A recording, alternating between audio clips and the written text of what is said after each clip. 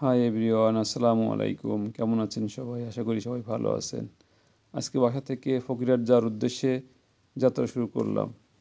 তো যাত্রাপথে আপনাদেরকে যেতে যেতে কথা বলতে বলতে দুই পাশের সিনারিগুলোও আপনাদের সাথে শেয়ার করলাম।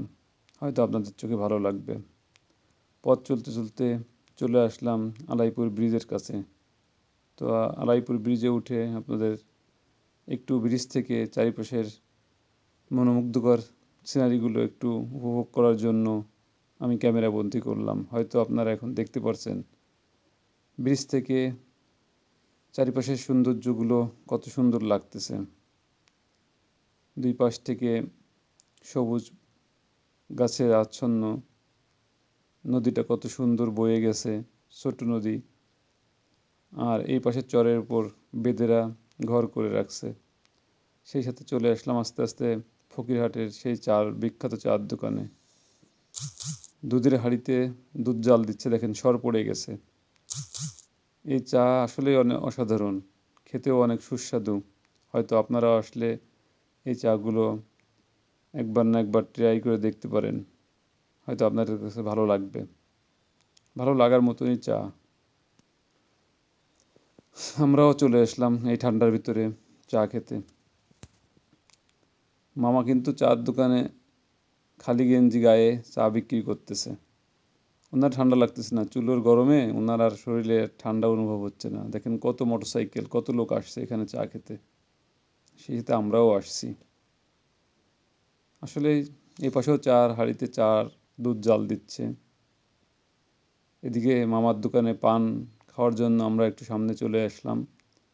মামাকে বললাম পান দেওয়ার জন্য। মামা পান রেডি করবে এখন। মামার এই যে অসংখ্য পান সাজিয়ে রাখছে, অনেক পান। মামার দোকানে যখন পানের ভিড় পড়ে যায় তখন পান নেওয়ার জন্য ঘন্টার পর ঘন্টা দাঁড়ায় থাকতে হয়। এখন অবশ্য ভিড় নাই, একটু কম আছে। আমরাও দাঁড়িয়ে আছি, মামা রেডি করবে পান। রেডি করার পরে আমাদেরকে দেবে। এই যে আস্তে আস্তে কাজ শুরু করতেছে মামা। পানগুলো আসলেই অসাধারণ, গালে দিলেই মনে হয় যেন গালের ভিতরে গলে গেছে।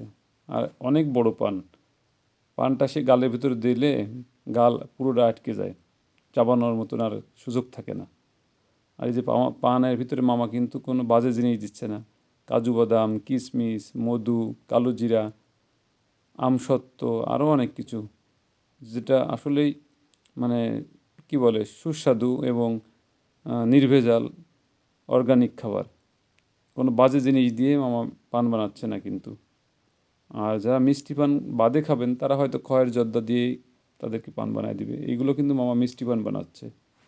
এই যে আমসত্ত্ব কাটতেছে, তারপরে চেরি ফল দেয়। আসলেই অনেক সুন্দর করে মামা পানটা বানায়। মধু দেয়, খুবই ভালো লাগে এই যে মামা মধু দিচ্ছে। পানের ভিতরে আসলে ভালো জিনিস দিয়ে পানটা তৈরি করতেছে। এরকম পান খাওয়া আসলেই ভালো লাগে। তো আপনারাও আসবেন।